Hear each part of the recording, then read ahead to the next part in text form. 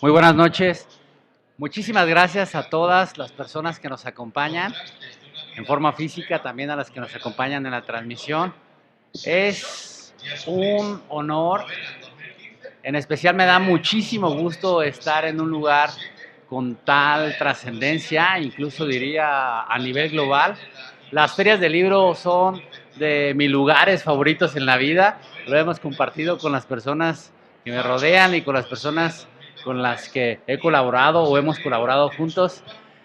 Y en especial es un enorme privilegio hacerlo con personas que también sé que degustan mucho de este tipo de lugares, como mi colega, el maestro Sergio y la maestra Sigrid.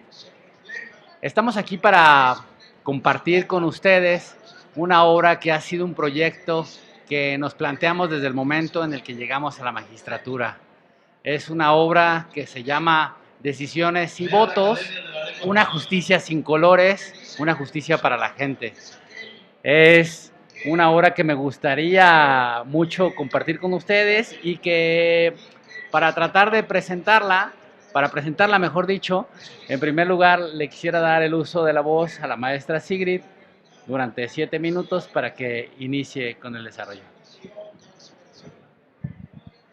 Hola, muy buenas noches a todos. Es un placer estar aquí, como dice el magistrado Ernesto, en un evento tan importante a nivel mundial como es la Feria del Libro en Guadalajara. El libro Decisiones y Votos tiene como finalidad comunicar las decisiones que ha tomado tanto la Sala Monterrey como los votos que ha emitido el magistrado Ernesto Camacho. Pero ustedes dirían, ¿qué es la diferencia? ¿Puedo leerme la sentencia? Pues la diferencia es que este libro está hecho para las personas de todos los tipos de profesiones, sin profesión, sin importar quién sea, que tenga un lenguaje ciudadano, que podamos leer algo sin tanto tecnicismo, que realmente sea algo fluido, que pueda explicar con palabras llanas y simples qué es lo que se estaba decidiendo y por qué el magistrado tomó un criterio en específico y simplemente siguió su línea jurisprudencial, porque creo que hoy en día es muy importante que un juzgador tenga un criterio. Estamos ante una situación evolutiva en cuanto a los juzgadores. Como bien saben, se va a someter a un proceso electoral, todo lo que son la integración de magistraturas, jueces, ministros.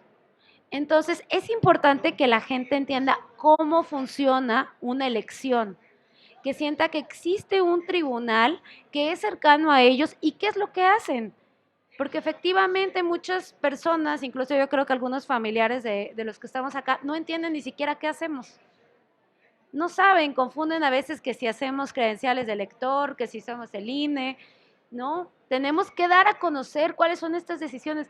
Cosas tan llanas como uno de los capítulos que tiene el magistrado, que habla acerca de un caso en el que existían dos integrantes en una mesa directiva de una casilla. Es muy común que los ciudadanos pues, integren las mesas de casilla y claro que hay una capacitación por parte del INE, pero a cosas tan simples como tal vez podría ser la letra que no esté bien escrito. Algunas personas escriben en cursiva, manuscrita, diferentes tipos pues de letra, ¿no? Entonces, en este caso, se alcanzaba, por un ejemplo, a decir el nombre Ernest C. Ochoa. Un ejemplo. Y se entendía un poquito como, pues no se entendía también la palabra de Ernesto tal cual. Pero nosotros si revisábamos tanto el listado nominal o en su caso lo que es perdón, se me fue el nombre, el listado nominal o el encarte, que es el libro donde vienen todos los autorizados para fungir en las mesas directivas, venía el nombre completo de Ernesto Camacho. En este caso, la sala decidió que no había una presunción respecto a quién era Ernesto Camacho Ochoa y si había fungido o no, porque no era tal cual el nombre. El magistrado votó en contra, diciendo que es normal que los ciudadanos tengan ese tipo de errores humanos en el que a veces no se escriben bien, porque realmente es otro ciudadano al que a veces le dictan y escriben todos los nombres, o a veces omiten un apellido, o lo escriben mal, o en mi caso me llamo Sigrid, pueden poner Ingrid. Entonces, si tenemos una presunción mínima de quién es un ciudadano, ¿por qué no darle el valor de que sí fungió la persona? Entonces, ese tipo de cosas que pueden parecer un poquito como complicadas a la hora de resolver, pero que un ciudadano va a ejercer como funcionario de casilla, le es una información útil. Entonces, tenemos que renovarnos como juzgadores para estar más cerca de la ciudadanía, para saber cómo es que vamos a comunicarnos, si vamos a utilizar palabras que sepan decir qué es nuestra decisión.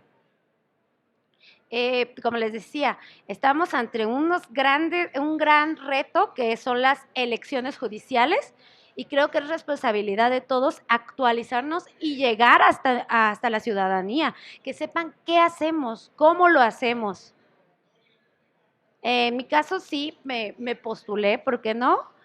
Porque tenemos que ir para adelante. Yo no sé si el magistrado se haya postulado o los magistrados, desconozco, pero algo que él nos ha enseñado es siempre a tener sentencias con lenguaje ciudadano, porque nosotros les resolvemos no solo a los partidos políticos, también les resolvemos a personas que tienen un problema con su INE, a reos que están en prisión preventiva y no podían ejercer un derecho político electoral como es el voto y no tienen sentencia definitiva. Entonces, necesitamos que ellos entiendan qué es lo que les estamos comunicando y cómo pueden defender sus derechos político-electorales. Eso es todo.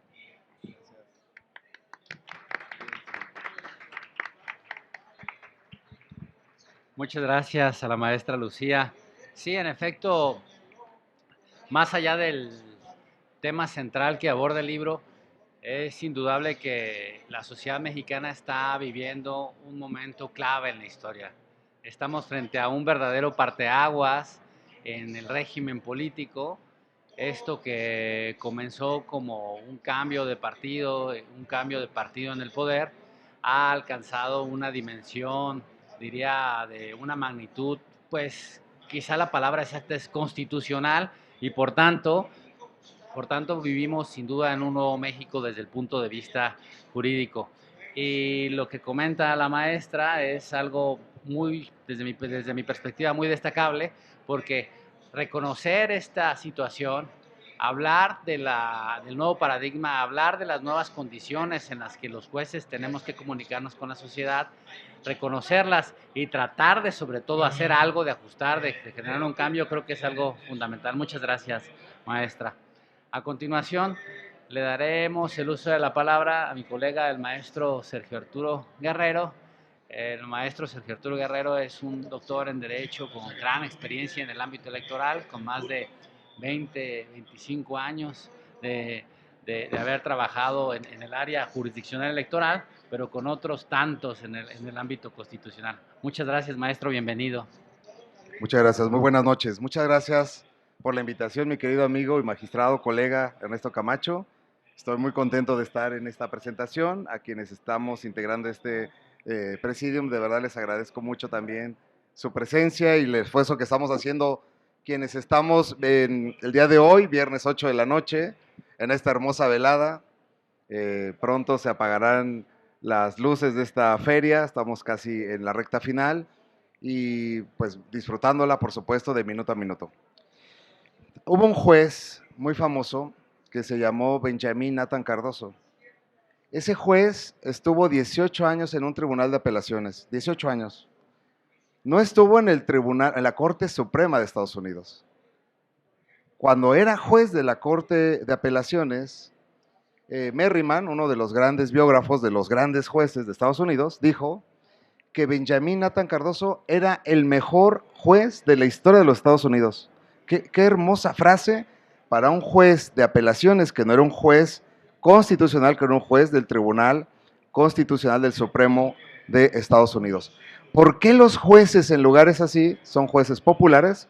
Porque en Estados Unidos, para llegar a ser juez, se necesita haber pasado muchos años de litigante, muchos años en las barras, haber aprobado certificaciones, ser fiscales, ser profesores. En realidad, a ellos se les considera padres culturales de su comunidad o madres culturales de su comunidad, ¿no? Este juez, Benjamín Nathan Cardoso, se le atribuye una característica única. Decían él, fíjense lo que decían de Benjamín, decían, a través del arte, convertía el aspecto más técnico en una obra de arte. Leer sus sentencias es como encontrar perlas y luego sumarlas y hacer un collar de perlas. Qué hermosa frase para describir a un juez que luchó por la consistencia y la coherencia en sus resoluciones. Cada una de sus sentencias era una joya, las unías y formabas un collar de perlas, uniforme, hermoso. No había disturbios ahí, no había sobresaltos, no había piedras de otro color, eran todas perlas. Cuando ustedes ven las sentencias de muchos de nuestros tribunales, pues encuentran que no es un collar de perlas. Yo no he podido formar un collar de perlas, no he sido un juez como Benjamín Nathan Cardoso. Mis sentencias a veces cambian de criterio. Entonces, este libro es muy importante porque los jueces deben de aspirar a un valor que en sí mismo es demasiado invaluable. Esa perla se llama consistencia y coherencia. La consistencia es el precio que hay que pagar si uno quiere ser leal y fiel a la Constitución y a sus métodos interpretativos. No se vale, si usted es un juez ético, que para unos casos elija un método de interpretación y para otros casos otro método de interpretación. Usted le va a faltar a la fe del derecho y sobre todo va a seleccionar de una manera arbitraria cómo resolver un caso y cómo resolver otro. No importa quiénes son las partes, importa el contexto, sí, importan las leyes, sí, pero sobre todo importa la lealtad que tienen los jueces a sus métodos interpretativos. Jueces sin ideología no existen. Todos los jueces tienen ideología, algunos menos y algunos más. Pero si usted es un juez que cree en los derechos fundamentales, si usted es un juez que ve al derecho procesal y a los trámites procesales, como a veces son normas que estorban para el derecho sustantivo, que son solamente un mecanismo, una vía para lograr el derecho sustantivo, entonces ya sé qué tipo de juez es usted. Usted es un juez que no es burocrático, usted no es un juez técnico burocrático, usted no es un juez empírico salvaje, usted es un juez que piensa que el derecho es un motor de cambio y una forma de transformación social. Existen jueces así en México. Tenemos nuestros propios Nathan Cardoso. Si ustedes leen las sentencias que vienen aquí, sometámoslo a prueba, sí se puede hacer un collar de perlas.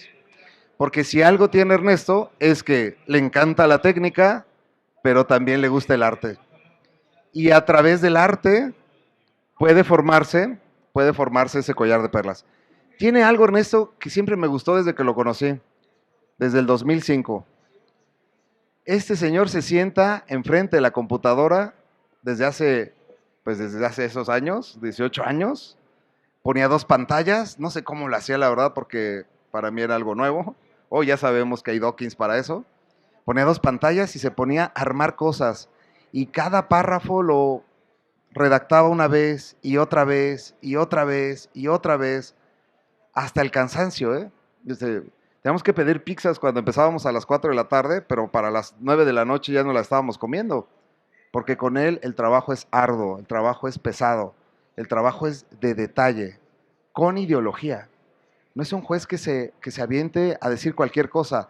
Siempre detrás de ello habrá la opinión documentada, la opinión doctrinaria. Cada vez que él reflexiona acerca de un tema, me gusta que llama a un amigo y dice, Zagrebelsky, siéntate aquí, quiero saber qué es el derecho dúctil y cómo se hace una interpretación funcional. Alexi, quiero hacer una ponderación, pero no quiero hacerla como un guacamole mexicano, quiero hacerla bien. Quiero saber cómo se hace una ponderación en términos correctos. Y tiene muchos amigos, y todo el tiempo está llamando amigos. Si ustedes ven la primera parte de este libro, cuando empieza a hablar de representación, es una obra de arte. Ya casi no vemos juristas de esos. Juristas que voltean a ver el pensamiento enciclopédico de los grandes pensadores del derecho, juristas que definen, juristas que reformulan el lenguaje llano, ya casi no los hay. No sé si la reforma judicial nos vaya a ofrecer eso. Lo que sí sé, de verdad, es que si dejamos huella de sentencias que sean coherentes, consistentes consigo misma, que se respete el criterio fundador, el criterio reiterador de criterio, la sentencia reiteradora de criterio, la sentencia que confirma el criterio, y cuando haya que hacer cambios lo anunciemos sin miedo. Como saben qué, voy a cambiar de opinión, voy a hacer la diferencia, en este caso. Se vale, pero hay que decirlo, ¿verdad? Yo les recomiendo mucho leer obras de jueces, especialmente el de mi amigo Ernesto Camacho Ochoa, porque estoy seguro que van a encontrar ahí el arte y la técnica que esperamos tengan las próximas juezas, los próximos jueces, en cuyas manos van a estar las familias, las elecciones, el patrimonio y la libertad de las personas a partir del año entrante en este país. Muchas gracias y muchas felicidades, Ernesto.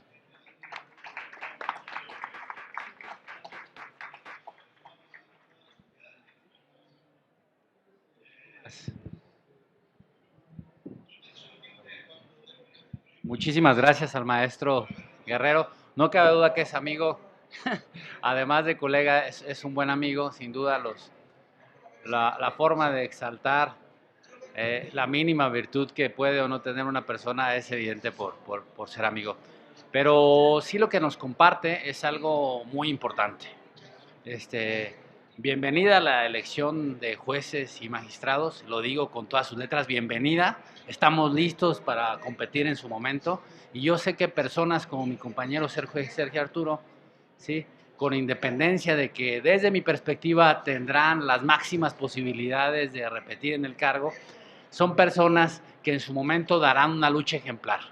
Es como aquellos grandes partidos que existen, o aquellas grandes competencias que existen en el arte, en la cultura, en los deportes, en el cine, cuando la película que tú piensas que es la más espectacular, ¿sí?, la que tiene el mejor guión, la que tiene las mejores actuaciones, quizá en opinión de algunos, o quizá porque a veces el criterio mayoritario no siempre atiende a la calidad, llega o no a ser la que es premiada. Lo que sí estoy seguro es que jueces como mi amigo van a dejar marca.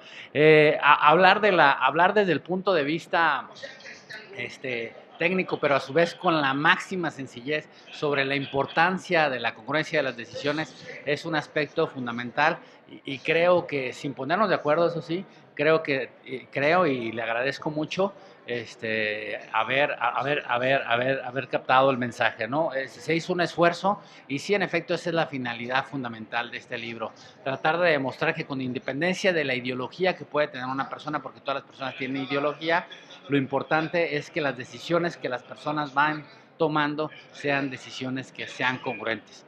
Esto también, como lo dijo mi compañero, no significa que no exista la posibilidad de cambio, pero el cambio tiene que anunciarse. Y hay algo que yo complementaría, y lo hago no solo en el discurso, sino en la práctica. Yo soy un juez que, por ejemplo, siempre vota a favor, ¿sí?, del acceso a la justicia. Cuando una demanda tiene un requisito que no es muy claro en su cumplimiento, yo atiendo precisamente a esta garantía que se establece en la ley, cuando se dice que las causas para no conocer, las causas para desechar una demanda, las causas, dicho con palabras llanas, para decirle a una persona: no puedo estudiar lo que me estás presentando, lo que me vienes a demandar, tienen que ser evidentes, tienen que ser claras, tienen que ser notoriamente, sí, tienen que ser absolutas, de que en realidad no podemos.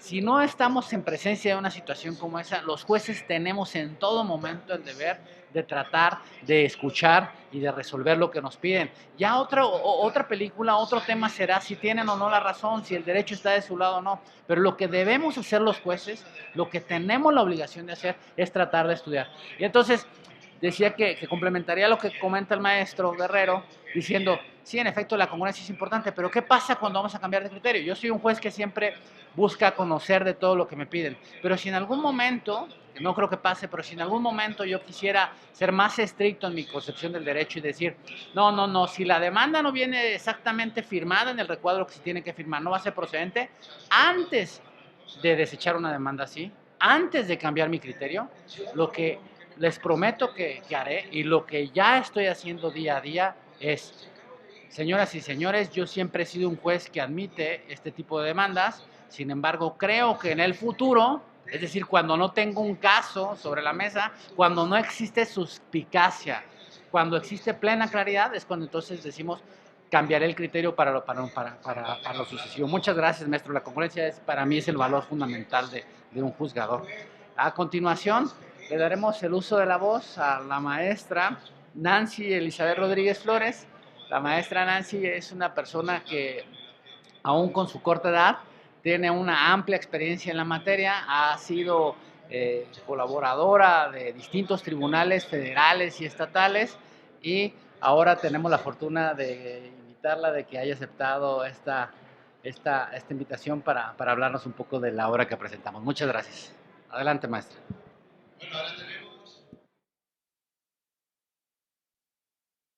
Buenas tardes, perdón, buenas noches. Muchas gracias. Pues de antemano agradezco a las personas que hacen posible que todos estemos aquí, al magistrado por invitarme a hablar de su obra, pero más a ustedes por estar aquí, por ese interés, porque este libro es para ustedes. Decisiones y votos. Justicia sin colores, justicia para la gente. ¿De qué trata esta obra? Contiene una serie de ejercicios, como ya lo han comentado, de diversas sentencias en las que el magistrado, si bien en algunas ha acompañado la decisión de la mayoría de los integrantes del Pleno, en otras ha considerado necesario reflexionar sobre algunos temas en particular y en otras más disentir del criterio de la mayoría. En estos casos, el hecho de que uno de las magistraturas integrantes del Pleno no comparta la posición mayoritaria no resta validez jurídica a las sentencias, al contrario, invita al debate jurídico y reflexivo. ¿Por qué? Progresista, porque se ponen en la mesa puntos discordantes en los que jurídicamente tienen razones y fundamentos. Entonces, esta obra contiene 25 sentencias que nosotros las denominamos casos difíciles o casos límite. Está capitulada, son 9 capítulos con temas tan relevantes como la fiscalización a los partidos, el registro de candidaturas, la paridad de género tanto en postulaciones como en integraciones, el acceso a la justicia, la suspensión de derechos por inhabilitación de autoridades no administrativas. Entonces son temas que realmente impactan y que la reflexión implícita que traen se vuelve muy rica, porque creo yo que este aspecto es fundamental en la obra y se logra muy bien, porque el magistrado lo que intenta es dar mayor transparencia a lo que ya se resolvió. En esta obra, dar más transparencia a los motivos y fundamentos por los cuales disintió del criterio de la mayoría.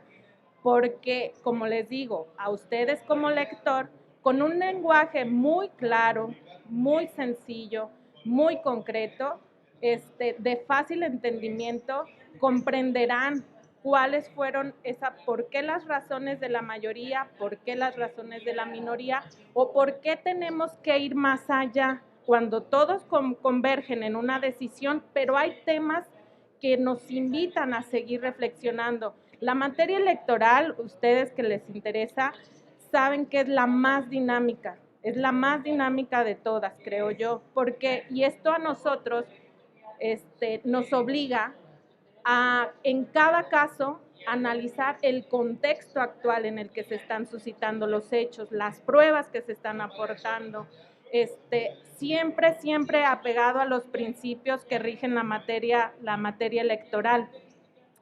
¿Qué me deja la lectura de este libro? Les digo, como a ustedes les agradezco la intención, el interés que tienen, porque si ustedes lo ojean, van a darse cuenta lo fácil de la lectura.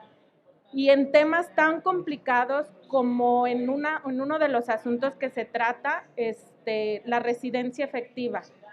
¿Cuántas veces han escuchado a candidatos que les quieren negar el registro porque no acreditan la residencia? ¿O cuántos están en controversia? Es un tema que, ¿con qué lo acreditas? Comprobante de domicilio, INE. Entonces, hay muchos temas que en cada proceso electoral se presentan diferentes problemáticas, y aquí en esta obra el magistrado muy puntualmente se dedica a eso, como a ponerle los puntos a las I para decir, a ver, las cosas son así. ¿Qué me presentan? ¿Qué hay? ¿Qué esto? Otro tema muy interesante que se suscitó y que también lo maneja el magistrado en esta obra es la intervención de las autoridades judiciales en los procesos, en el día de la jornada. No sé aquí, pero por ejemplo en algunos estados de la circunscripción, durante el proceso hubo mucha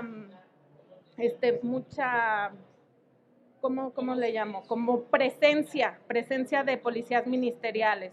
El día de la jornada no se diga. Entonces, normativamente no estamos muy preparados para eso, pero los hechos nos invitan. Es lo que quisiera que leyeran en esta obra, a cómo generar, cómo interpretar, cómo lo hace el magistrado con una técnica tan jurídica, tan sencilla, tan clara, de decir, algo está pasando aquí, no está bien, no es normal que haya tanta presencia de policías ministeriales en un proceso electoral. Son pocos, les digo, son 25 sentencias, pero están contadas así como se las platico, para que ustedes logren vislumbrar como por qué vota de una manera, por qué vota de otra. Y ustedes se darán cuenta, por eso el título, sin colores, porque bien una sentencia puede favorecer a una parte, a un partido, a un color, pero ese mismo caso también le puede favorecer o puede salir en el mismo sentido a otro partido de otro color. Entonces, es justicia sin colores. Y de verdad, como decía el magistrado Sergio, tiene una técnica y intenta tener una comunicación lo más digerible posible, lejos de tecnicismos, lejos de redacción robustecida. Entonces, esta obra de verdad, no se vayan sin adquirirla, y eso es lo que destaco. La transparencia para decir por qué votó de una manera, por qué votó de otra, en dónde convergen los criterios de las magistraturas, e invita a esa reflexión. El magistrado, como dice el magistrado Sergio, el magistrado Camacho se ha caracterizado por tener una perspectiva progresista, y eso pues abona mucho a la materia electoral. Buenas tardes. Porque es tan dinámica que hay que irnos adaptando al contexto actual, a los problemas actuales, porque los partidos, los sujetos, los actores políticos se las ingenian. Entonces, pero ahí estamos para resolver. Gracias.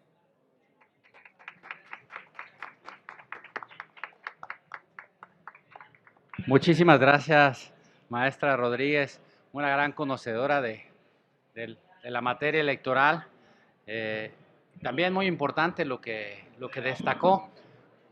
El tema de la justicia electoral constitucional no solo es un tema técnico, es un tema que tiene trascendencia sobre las distintas fuerzas políticas, y lo que has precisado que no había surgido durante la mesa, creo que es de lo más importante, de lo que al menos es la idea, una de las ideas más sustanciales que pretende comunicar el libro, que es aquellos casos que se resuelven en un sentido hacia la derecha, son casos que lo que importa es que se resuelvan consistentemente a la derecha, y entonces eso va a favorecer al color azul, al color verde, al color naranja, al color rojo, al color guinda, a todos aquellos partidos, fuerzas políticas y ciudadanos que estén del lado derecho. El problema es cuando los jueces un día resuelven a la derecha, otro día a la izquierda, porque entonces parece ser que lo que están haciendo es resolver a favor o en contra de un color en específico. Muchísimas gracias, maestra Nancy.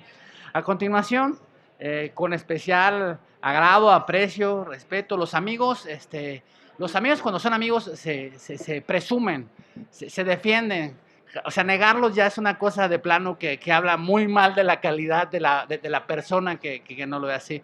Entonces, con especial orgullo y afecto, es para mí muy grato contar con la presencia circunstancial aquí en esta mesa del magistrado Felipe de la Mata Pizaña, uno de los magistrados más preparados y con mayor trayectoria, con mayor experiencia en el ámbito electoral. Sin más, me gustaría darle el uso de la voz al doctor de la Mata, ¿sí? Una persona que además de toda experiencia tiene una gran preparación académica. Adelante, por favor, querido maestro, colega. Muchas gracias, querido Pollo. Ahora sí que yo conocí al magistrado Pollo cuando de verdad era pollo, ahora ya es todo un gallo, ¿no? Pero bueno, todo un gusto estar contigo en este momento. Es también todo un gusto estar con todos los que estamos en este momento, particularmente con mi querido amigo, por supuesto, Sergio Guerrero, por supuesto también con tu hermana, la magistrada Ochoa, que por cierto está ya terminando su periodo en el Tribunal de Michoacán. De verdad que fue un ciclo, pues me imagino como todos los ciclos electorales complicados. Fue una época compleja, a todos nos ha tocado vivir un México que está cambiando, pero sin duda estoy seguro que debe estar llena de satisfacciones y más porque todos sabemos perfectamente todas las cosas que has vivido. En fin, también estar aquí con Sigrid y con Nancy Elizabeth es todo un gusto. En fin, el objetivo de la obra es generar un diálogo con la ciudadanía para destacar que los asuntos jurisdiccionales se resuelvan sin importar los colores. Quiero decir algo, y esto es importante. Este es un tema que nos obsesiona a todos los juristas, particularmente de la Europa continental. Tratar de que todas las decisiones sean idénticas entre sí cuando sean iguales. Pero, vamos a ser sinceros, a lo largo de varias décadas ya de estudiar diversos temas y precedentes, también es verdad que hay que asimilar aquello que es idéntico y no aquello que no lo es. Y eso es justamente uno de los detalles más importantes que debe tener una obra, particularmente al analizar los precedentes. Pareciera que en ocasiones pudiéramos confundirnos y que cualquier precedente es idéntico al otro, y no. Por eso es necesario un estudio más detallado, más pausado del precedente para identificarlo de manera especial. Por eso, esta obra pretende también fomentar una discusión crítica y reflexiva respecto de las decisiones establecidas en la Sala Monterrey. La obra consta de 9 artículos especializados donde se abordaron sentencias relevantes de la Sala Regional Monterrey y el voto emitido por el magistrado Camacho Ochoa, ¿no? En cada sentencia, particularmente en acceso a la justicia, donde se analizan 7 sentencias, fiscalización, donde se analizan 3 sentencias. Nosotros somos los culpables, vamos a decirlo así, de que las salas regionales estén conociendo de los temas de fiscalización, porque si se acuerdan ustedes, fue por una delegación que hicimos hacia las salas regionales. El tema de controversias intrapartidistas, y esto es lo que yo quiero decir, cuando el magistrado Camacho era secretario, al igual que yo, en la sala superior, por eso le digo pollo, porque yo soy un poquito más grande que él, ¿no? Justamente cuando él era secretario, vimos nacer los juicios intrapartidistas. Vimos también cómo se modificaba la Constitución para poder conocer de los temas intrapartidistas, y ahora es muy interesante justamente ver en esta obra cómo el criterio que plantea en esta obra es un interesante debate sobre el equilibrio entre la apertura y la autonomía partidista. Y ese ha sido el problema constante que hemos tenido, casi diría, desde siempre. Si ustedes se acuerdan, el primer asunto intrapartidista que tuvo la Sala Superior fue un desechamiento, porque no se había analizado la vía interna. Y entonces lo que terminó haciendo la Sala fue creando un requisito procesal para el análisis del caso. Y posteriormente, la Constitución estableció el principio de autonomía intrapartidista, pero la ponderación del requisito siempre ha sido un tema. Ahora, en temas de paridad y BPG, se analiza una sentencia en la que se reclamó la omisión de darle trámite a la renuncia de una diputada propietaria atribuida a los órganos de dirección y gobierno de un congreso local para que una suplente tomara protesta en funciones de propietaria. Respecto del tema de reelección, se analiza una sentencia en la que se resuelve sobre la limitación para quienes accedieron a un cargo público por la vía independiente. Puede reelegirse por un partido, se puede restringir su derecho de ser votado y solo permitirse contender por la misma vía. Respecto de las reglas de campaña, se analiza el criterio sobre la responsabilidad de las candidaturas en la publicación de propaganda electoral fácilmente identificable. Finalmente también está el tema de sanciones administrativas, elegibilidad y resultados y nulidades. Quiero hacer notar en este punto que se relatan diversas sentencias en las que se destacan algunas de las causas más comunes en el análisis de las causales de nulidad de casillas, los criterios adoptados para determinar la identidad y coincidencia de las personas facultadas para recibir la votación, y se identifica el impacto en las intervenciones de los servidores públicos de alto nivel en las elecciones. Bueno, dicho lo anterior, destaca una línea de precedentes de la Sala Regional Monterrey sobre 9 temas relevantes en un proceso electoral y la postura que ha adoptado la actual integración al generar decisiones con perspectiva de justicia para la gente. A ver, quiero hacer notar que esto es algo fundamental. La nueva reforma electoral, judicial electoral, nos exige a todos como juzgadores que desarrollemos rápidamente y de manera puntual nuevas habilidades. A ninguno de nosotros nos enseñaron cómo llegar, vamos a decirlo, a la ciudadanía. Y quizá por eso fue que cometimos tantos errores. Nos decían, los jueces hablan con sus sentencias, y quizá en eso nos equivocamos. A lo más tratamos de hacer infografías, videos, pero lo importante al final del día es llegarle a la gente. Y ese va a ser el gran tema que la nueva generación de magistrados regionales tendrán que enfrentarse. ¿Cómo conseguir hablarle a la gente y conseguir el voto popular, pero no nada más el voto, sino la confianza de la gente? En ese sentido, esta obra es muy importante, porque es única en su tipo, ya que busca comunicar que las decisiones judiciales son congruentes, son comunicadas de manera sencilla, simple y, lo más importante, trata de generar un diálogo crítico y eficaz y académico con la ciudadanía. En fin, yo terminaría diciendo que los invito a leer esta obra. Quiero felicitar muy calurosamente a mi amigo el magistrado Ernesto Camacho por esta obra. Muchas felicidades, querido magistrado Ernesto Camacho. Como todo lo que haces está bien hecho y te quiero felicitar nuevamente. Muchas gracias.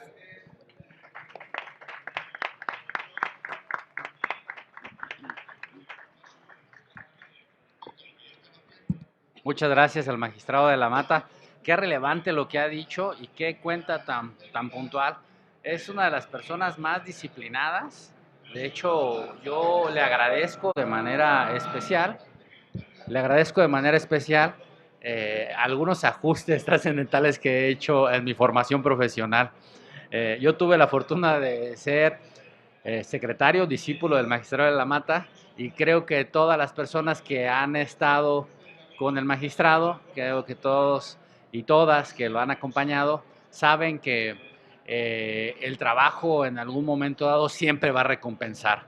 Las cosas que finalmente se valoran en la vida y que apreciamos mucho, no necesariamente cuestan, pero sí en la mayoría de los casos son cosas que requieren de un esfuerzo y de una dedicación. Esto que ha comentado en torno al contenido es algo que en alguna manera está complementando lo que no habíamos indicado y creo que ha sumado la otra idea clave del libro, que es, está bien que desde el punto de vista interno, que desde el punto de vista de la convicción personal, las personas que nos dedicamos y que amamos la tarea de administrar justicia, busquemos comunicarnos con la sociedad, busquemos ser personas que resuelven con justicia, es decir, que tratan de analizar y de dar una respuesta en cada caso que sea general para todos, que no tenga una dedicatoria especial, que no tenga una preferencia especial, que no beneficie de manera especial a uno u otro partido, que sencillamente cuando se toma una decisión sea una decisión que vaya a beneficiar a todas y todos aquellos partidos, candidatos, personas y fuerzas políticas que están en esa posición. Pero decía que adiciona la otra idea fundamental, que es, sí, pero no solamente hace falta tener las ganas, lo que hace falta también es lograr comunicar eso, que todo el mundo se dé cuenta que en realidad esto es así. Y hablando a través de las sentencias, como dice aquella frase famosa, evidentemente no lo estamos logrando, no lo logramos. El esfuerzo de las infografías constituyó un gran paso, el magistrado Mata fue un impulsor de eso, pero solamente generó o impulsó un renovado espíritu por leer las sentencias, pero de aquellos que se dedican a la materia, de aquellos que son abogados, de aquellos que están en el ámbito electoral. Lo que necesitamos, como comenta, y que es la idea fundamental del libro, es lograr que las decisiones que tomamos los jueces sean recibidas por la sociedad, como aquellas películas o documentales que se presentan en las series internacionales o de otros países en los que se logra o las personas son buenos o malos jueces o buenos o malos fiscales cuando logran que sus casos sean conocidos por toda la sociedad. Entonces son condenados o reconocidos y finalmente esto hace que su trabajo sea susceptible de ser ratificado o no. A continuación y con especial gusto, por evidentes razones, le damos la bienvenida a la magistrada Yolanda Camacho Ochoa.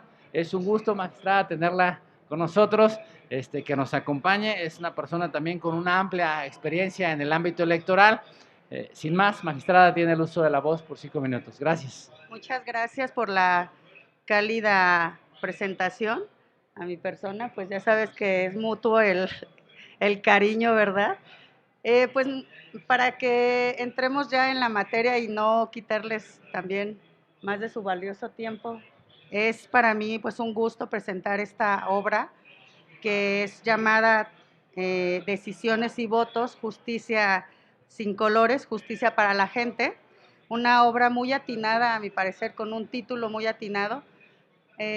Tengo pues el gusto de reconocer el trabajo del magistrado Camacho, pues, a través de los años más que nada, puesto que es una figura que para mí pues me adentró en el tema electoral y pues para mí es un gusto estar aquí, perdón, en esta presentación. Y pues sin más por el momento me gustaría adentrarme en una cuestión de esta obra. ¿Qué hay detrás de la elaboración de una sentencia electoral? ¿Qué hay detrás de la toma de una decisión de justicia electoral? En nuestro país actualmente uno de los pilares democráticos es sin duda el sistema de justicia electoral. Esto considerando la importancia que las decisiones en esta materia tienen en la sociedad, ya que las mismas afectarán de una o de otra manera a toda la comunidad. Recordemos que nadie está exento de los efectos del ejercicio en la política, de las decisiones colectivas. Entonces, cuando esta importante actividad humana genera controversias, la decisión de las autoridades que las resuelven, pues resultan ser el fin del conflicto, pero el principio de la conformación de una sociedad en paz. Lo anterior se puede siempre evidenciar a través de la actividad jurisdiccional, lo cual se reflejará en la calidad de las sentencias en la materia. Calidad que se construye a partir de la observación del ojo crítico del juzgador a la problemática planteada, de la que únicamente se espera surja una resolución cubierta de los principios rectores en la materia, es decir, que esté fundada, que esté motivada y como en el caso de las resoluciones analizadas en este libro, sustentadas con razonamientos de vanguardia. En esta obra, el destacado jurista autor, más allá de plantear un análisis de distintas sentencias emitidas durante la integración de la cual ha sido parte, transparenta el ejercicio de la función judicial a la ciudadanía, particularmente relacionando diversos temas que obvio mencionarlos de manera particular. Si bien las temáticas por sí mismas no revelan temas extraordinarios, lo destacable es la claridad en la explicación del por qué. Fue o no tomada tal o cual decisión, incluso al margen de la opinión de sus pares, o mejor aún, o mayor aún, lejos de distintos tipos de presiones, tanto internas como externas, que como magistraturas no son inherentes en un contexto de intereses políticos muchas veces voraces. Entonces, en esta obra el autor manifiesta o describe en realidad lisa y llanamente, pone a escrutinio de los lectores como lo son sus valores como persona y sus virtudes como jurista. El compromiso del juzgador es y debe ser la aplicación del derecho y en todo momento la búsqueda ardua y muchas veces contracorriente de la justicia. El autor da a conocer los criterios y la perspectiva que se toma en cada uno de los asuntos consultados para este compendio, haciendo latente en la lectura algo que no se puede negar. En los expedientes, en esas miles de fojas que los conforman, existen caras, nombres, emblemas y colores, pero en las resoluciones no. Coincido con mi colega aquí, el magistrado, que se deben comunicar las decisiones de los órganos jurisdiccionales y crear entre la ciudadanía y los juzgadores, este puente, porque las personas son el objeto donde recaen los beneficios de una correcta decisión, moldeando relaciones sociales democráticas más sanas e incluso formativas. Aún mejor, mediante la emisión de un modelo sencillo, claro, conciso y de fácil lectura para cualquier ciudadano, como son las sentencias emitidas por el magistrado Camacho y por la Sala Monterrey. Como lo sostuve al concluir la lectura del libro, se podrán percatar de todos los aspectos favorables que ya comenté, además de conocer más de cerca cómo actúa y piensa el magistrado Camacho, autor ante un conflicto jurídico, pero debo confesar que como magistrada también pues me hace recordar aquel momento en que fui designada para el cargo, ese anhelo de impartición de justicia, los sentimientos y pensamientos que nos impulsan día a día a aproximarnos al ejercicio de la ética profesional, la cual, como se estipula, no se agota con dictar sentencias impecables, sino que va más allá, entraña la facultad de ejercer un poder relevante y obliga a observar una conducta integralmente honorable para que el juzgador o juzgadora sean orgullo y referencia dentro de la comunidad.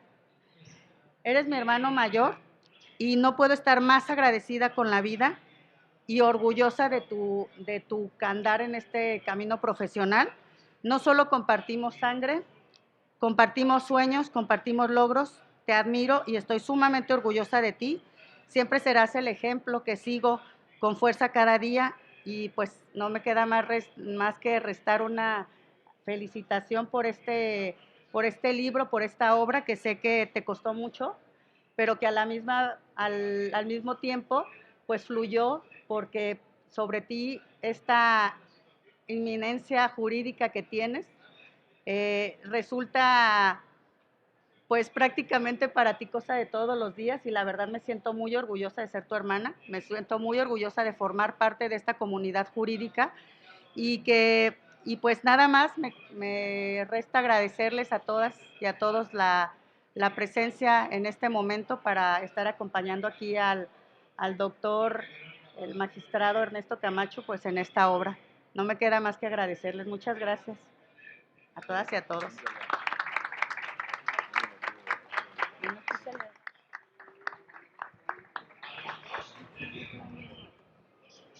Muchísimas gracias, magistrada Camacho, hermana.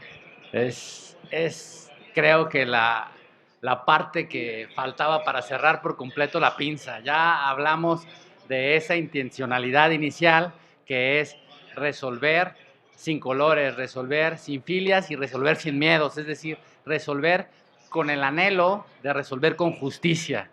¿Sí? Esa frase, esa expresión que durante más de 2000 años ha sido objeto de intentos de definiciones, desde los más formales, que es sencillamente apegarte literal, estrictamente a lo que establece la ley, hasta tener sensibilidad para darle a cada quien lo que le toca, etcétera. Y que complementaba el magistrado, que inició comentando el magistrado Guerrero y que completaba el magistrado Mata, señalando cuando decía, bueno, pero eso desde luego no basta si no realmente logramos comunicarlos. Y todo esto, sí, sumado a lo que dices, magistrada, diciendo que no está solamente esa intencionalidad, ese aspecto técnico y ese deseo de comunicación, sino que además tiene que ser producto de una pasión. Muy brevemente, por temas de agenda de tiempo, solamente voy a hacer referencia a los motivos fundamentales de la obra como impulsor, y como ya lo diré, es una obra que considero compartida, y lo digo con profunda sinceridad en cuanto a su resultado, por las distintas personas que me han rodeado a lo largo de mi trayectoria. Empezaré con los agradecimientos para no olvidarlos, luego me puede llegar a ganar la pasión, y diré que desde luego en primer lugar estoy agradecido con la presencia de estas grandes personalidades, del magistrado Mata, del magistrado Guerrero, de la maestra Rodríguez, de la maestra Gutiérrez y de la magistrada Camacho, por acompañarme a esta mesa, de todas y todos los que nos acompañan aquí en el stand, de los que están aquí parados en camino aquí en la feria, de algunas personas que estén en línea. Muchísimas gracias a todos. Muchísimas gracias, sí, a todas las personas que de alguna forma contribuyeron a la creación sin darse cuenta de esta obra, como son los magistrados, las magistradas con las que trabajé a lo largo de mi carrera, como son mis compañeras y mis compañeros de trabajo, como son especialmente las personas que han formado parte del equipo de trabajo que circunstancialmente y posteriormente de manera consciente me tocó integrar. Especialmente a ellos les agradezco mucho, y desde luego a mis padres, porque si la obra es una obra que apela a la justicia, que es decir, que apela a una justicia sin colores, a alejarse de las preferencias políticas, a alejarse de los poderes fácticos y de los poderes de influencia, más allá de lo que griten y berreen los medios de comunicación y cualquiera que señale. Finalmente, para eso están las sentencias y para eso están las decisiones, y ahora incluso estoy tan orgulloso de mi comportamiento ético y profesional que soy capaz de presentarlo en un libro en blanco y negro. Desde luego esto creo que se los debo a mis padres, a mi mamá, a mi papá y a mis abuelos, que me inculcaron ante todo ese deseo de hacer las cosas bien, ¿sí? De hacer las cosas con las mejores intencionalidades posibles, con independencia de los beneficios materiales o no que puedan obtenerse. Es una obra, sin más, quiero decirlo muy brevemente, que tiene una finalidad fundamental. Desde que comencé a trabajar, me encontré con un magistrado, especialmente me encontré una frase en un libro, un libro que se llama El Imperio de la Ley, Imperio de la Justicia. Es un libro de un jurista politólogo americano que se llama Ronald Dworkin, y que dice en las primeras páginas algo que me trascendió como juez y en mi formación profesional.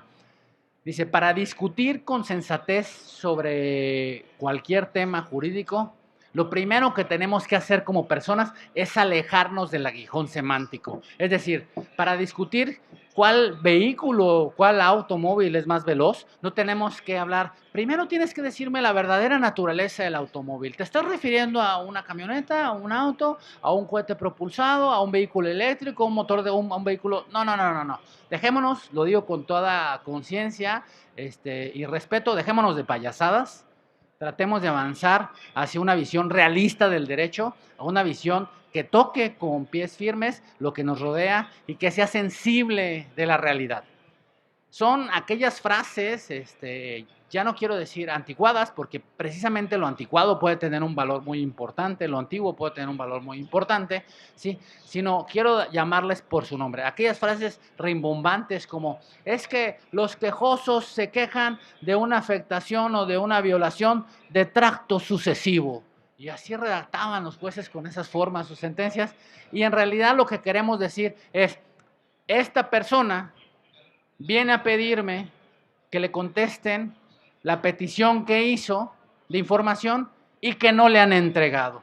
Qué diferente es decir que a una persona viene a decir que no le respetan su derecho a la información porque no le contestan, a decirle que viene a reclamar una violación de tracto sucesivo que trasciende en lo...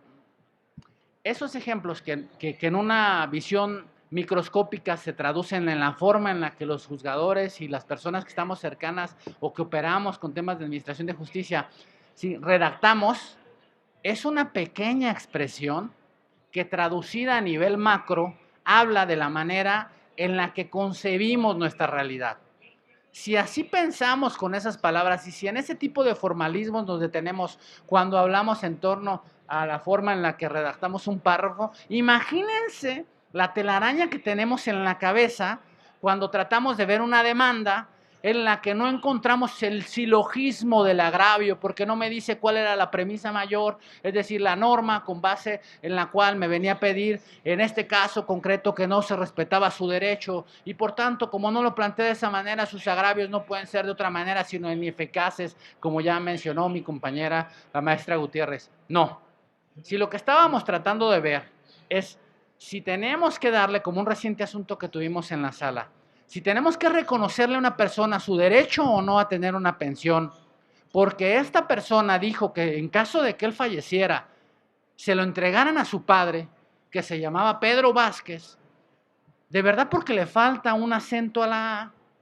No podemos detenernos en el formalismo de decir, como sí se lo contestó el Instituto Nacional Electoral, y decir, no le vamos a dar la pensión a Pedro Vázquez porque este Pedro Vázquez no tiene acento y el Pedro Vázquez del que me habla sí tiene acento. Entonces, muy probablemente es otra persona. Muy probablemente lo que no tienen es acercamiento con la realidad. Muy probablemente lo que no tienen es sentido común, hay que decirlo con todas sus letras. Y muy probablemente lo que no tienen ganas es de hacer su trabajo y no les apasiona su trabajo y por tanto no tienen ganas de administrar justicia. Porque si además de eso les presentaron un acta de nacimiento donde aparece el papá, Pedro Vázquez, que es su papá, y presentan un acta de matrimonio donde aparece Julieta Venegas, que dice que está casada con Pedro Vázquez, entonces Julieta Venegas está casada con Pedro Vázquez y el que falleció fue Pedrito Vázquez. Hombre, por Dios, lo único que hacía falta eran ganas de no estudiar el asunto.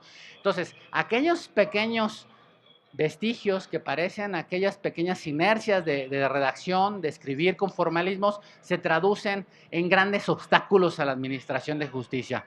El libro tiene en una primera parte esta intencionalidad, de decir que creo en la justicia real, que creo en la justicia que se toca, que creo en la justicia del día a día y que creo en la necesidad, y no lo digo hoy, lo dije hace 4 años cuando tuve la fortuna de ser electo presidente de la Sala Monterrey, que en el plan de trabajo lo fundamental, lo que vi por lo que visualicé por primera vez, era la necesidad de que las personas, ¿sí?, tuvieran un acercamiento con las instituciones.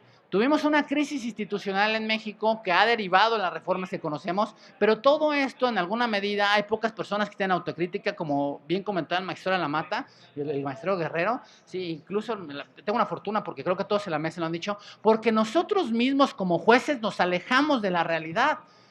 Si solamente vemos como unas personas inmaduras, como unas personas, ya no quiero decir niños, porque hay niños muy maduros y muy responsables. Si solo queremos responsabilizar de todas y cada una de las cosas que pasan a nuestro alrededor y que son negativas, viendo como culpables a cualquier otro que no seamos nosotros, creo que estamos muy alejados de la realidad.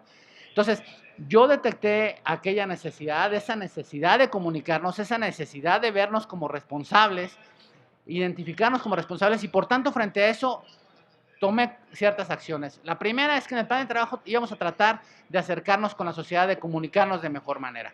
Bueno, la comunicación es fundamental, ya lo dijo el magistrado de la Mata, pero ¿qué es lo que vamos a comunicar? Porque podríamos comunicar cualquier cosa, una cosa irrelevante, una cosa negativa, una cosa que no le sirva a nadie, una cosa infructuosa. No, lo que queremos comunicar es que estamos haciendo las cosas bien, que aquellos casos que dieron origen y que se criticaron mediáticamente, que motivaron una reforma, son casos aislados, son casos entre millones de casos que se presentan.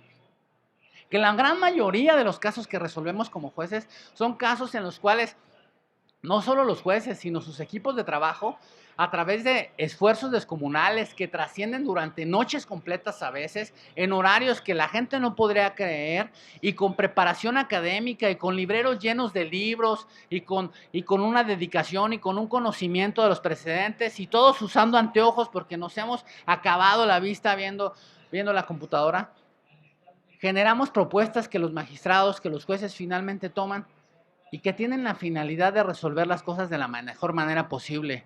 Tengan presente algo cuando escuchan algo en la prensa respecto de la actividad de un juez.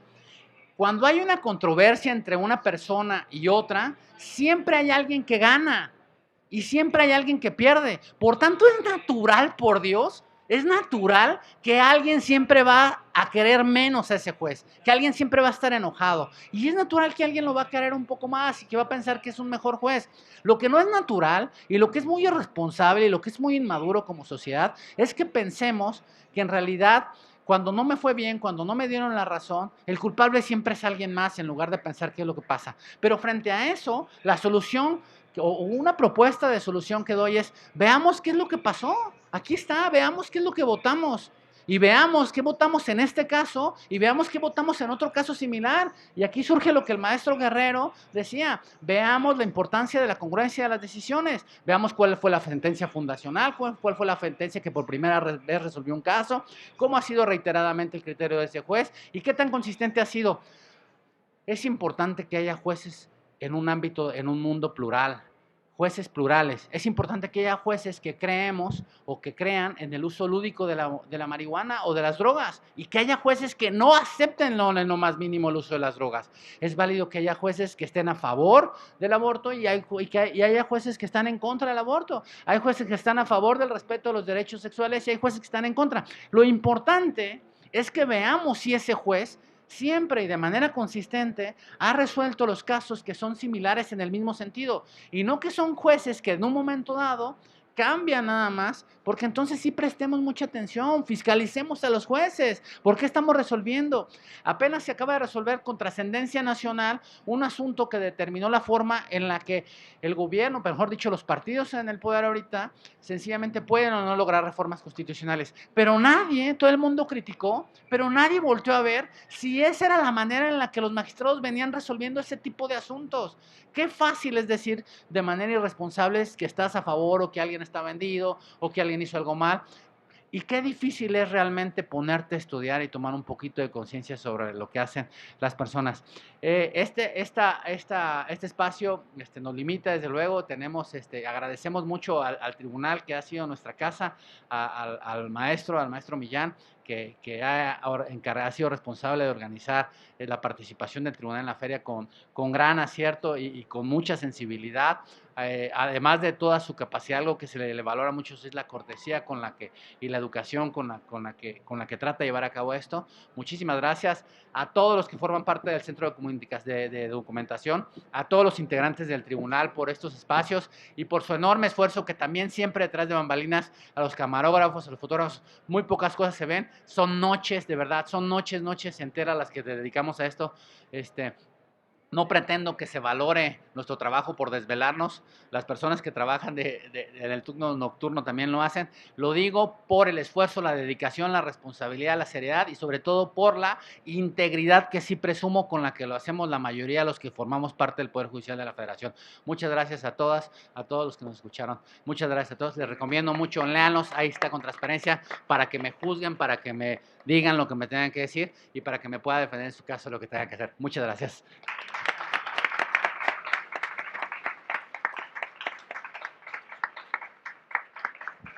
El maestro Millán a continuación entregará un reconocimiento a los participantes en este evento.